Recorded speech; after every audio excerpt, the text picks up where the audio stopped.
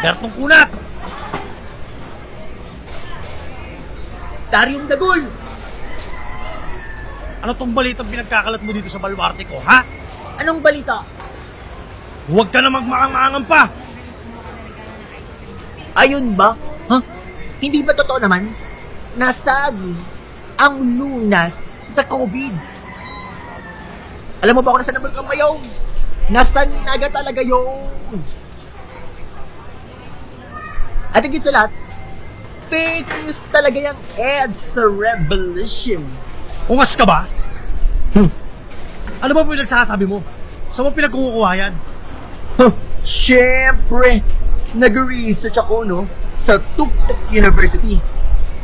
Palibasa kasi at umugot ka na at laos, kaya hindi mo alam yun. Ano, ha? Lord naman! Magpaulan ka naman ng katalinuhan!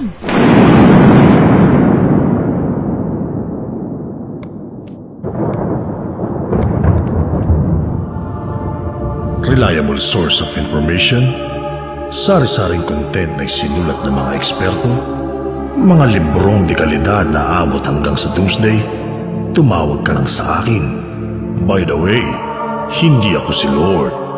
Ako si Vibal. O pre, tingnan mo to. Di ba sabi ko sa'yo totoo ang EDSA Revolution? Oo nga, no? O tapos ito, wala pala talaga sa Naga ang bulkang Mayon. Sabi ko sa'yo eh.